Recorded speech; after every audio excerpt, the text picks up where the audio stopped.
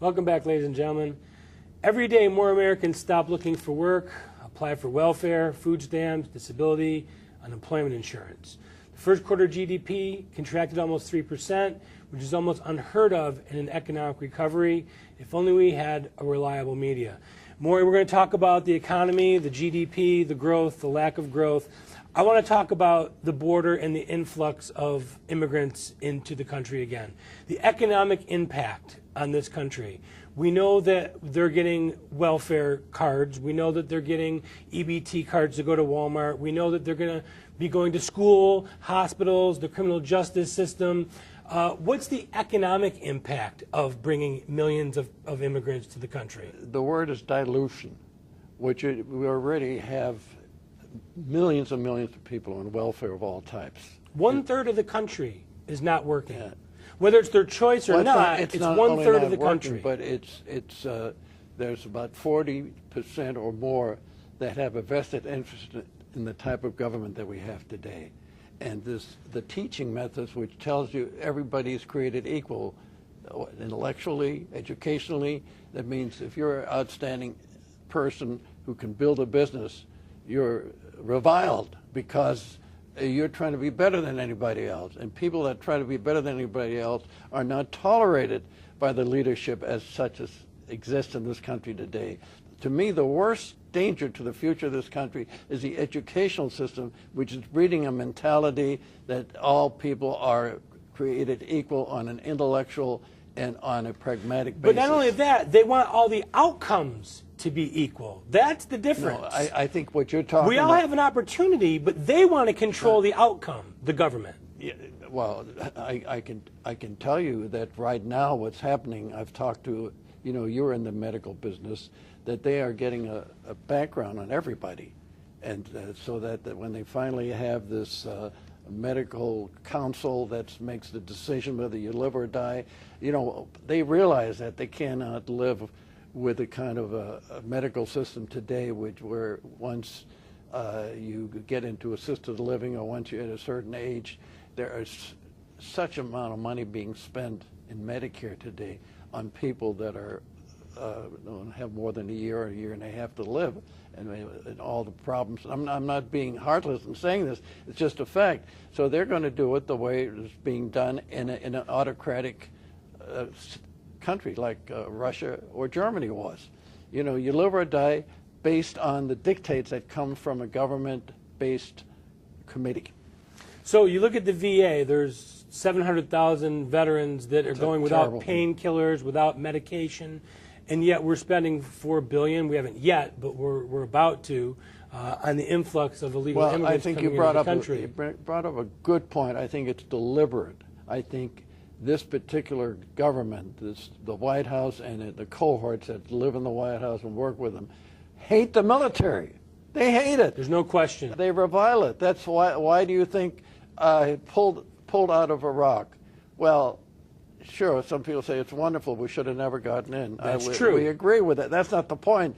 The point is America was always the bastion of strength. People who tried to fool around with other countries in the world and be totally out of control thought twice, because there was always America there to be supportive of anybody that was in real trouble. In the first war, which, by the way, I don't think America ever had any business getting into, but that's another story, it was America coming in that won the war for the West. The second war, there's no question that the Russian army took most of the beating and gave out the most beating, but the point is, again, when Hitler declared war on the United States on December 11th, 1941, 4 days after Pearl Harbor, he didn't have to do that. He was showing his camaraderie with Tokyo and doing so. Biggest mistake he ever made. Played right into Roosevelt's hands because Roosevelt was an Anglophile. He was close to Churchill, and this gave him the opportunity now to go after Hitler. So the point is, but America was always a country that since 100 years now has always been feared. If you do the wrong thing, you're going to have America to contend with. Today, America, you think Putin would be taking the Crimea away from Ukraine and not saying, sue me. No, he wouldn't, because he knows darn well America isn't going to do anything. So the point is, and that's just an example, in the Mideast, you wouldn't have a caliphate that's taken over a big chunk of Syria and Iraq, and probably now trying to take over more, and you wouldn't have a good guy like the new dictator of Egypt, and I think he is a good guy based on what I know about him. He wouldn't do what he did. I mean, everything. And we're going to get into that in the global outlook. I know, segment. no. My whole point is, the fact is, America no longer is the beacon of strength in the world that it had been for 100 years. But your background is economics, so that's one of them. Yeah, Energy and economics. Yes. What's the economic impact to the United States of America of all these people coming here by the thousands? I think I cannot give you an Because answer. the Democrats will tell you that it's a boom for our economy. Oh, and I couldn't disagree more wholeheartedly. Has anybody actually made that statement? Oh, absolutely, yes. Well, then they are crazy. I mean, there's no basis for it. First of all, we have a huge unemployment in this country today. It's only 6.1%. Yeah, right. I go labor force participation rate, which is at 61%, which is the lowest it's ever been at this stage after a recession. So the thing is that all it's going to do is make matters worse at a time when we should be focusing on the economy. It's like the XL oil pipeline. Why do you think our president is not allowing it? Because a guy by the name of Steyer, a billionaire, said, if you do that, I will take away the $100 million that I have allocated to help build your library. That's one of the reasons. That's one of the reasons. The point is, Warren Buffett owns the rail lines that ship the oil now. That's another motivation. yeah, but that again, the big corporations I don't have much use for, frankly. I'm an independent business guy. If I can do anything at all through my writings and my show and anything else, I'm a stand-up guy for the independent business guy, because the independent businessman who takes the risk, you're an independent business guy, he takes the risk and he has to live with the consequences, and that's what makes America great, because you have to have that creative instinct. And the independent businessman, if he doesn't make it, he doesn't have unemployment insurance. No. Maybe if he's a corporation. Well, not only that, but this government is more antagonistic toward small oppressive. business. The regulations. I mean, look, come on. If you're Caterpillar, if you're Boeing, if you're DuPont, you got all kind of lobbyists. Look at Gibson guitars. They were giving him a hard time over the trees, over the wood that they were using. I understand that, but I'm saying I'm generalizing from an economic point of view. The heart and soul of America's greatness is its exceptional way of doing business. Be careful, because John Kerry has a problem with American exceptionalism. Well, John Kerry, I think, is a moron, if you want to know the truth. He looks like a moron, and he talks like a moron, and he acts like a moron. Okay, the GDP contracted almost 3% in the first quarter. Yeah. Now, the first estimates, the government always comes up with these numbers and fudge the numbers and cook the books.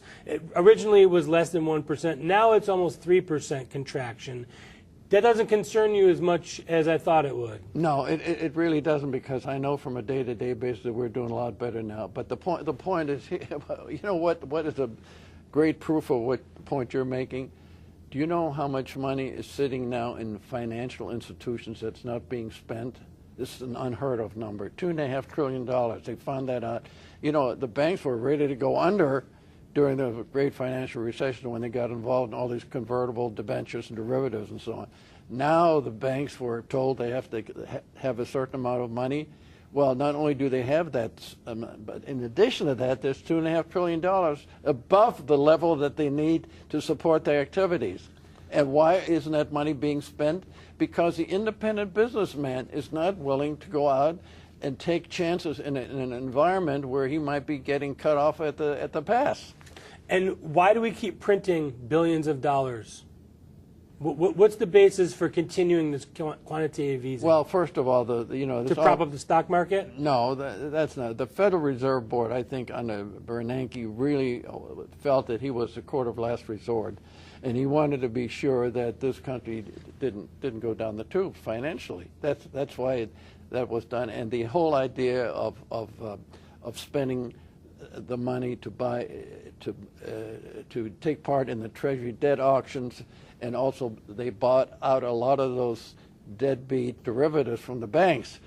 That was, first of all, he wanted to save the banks, not for the sake of the banks, but the banking system of any country is still its financial backbone.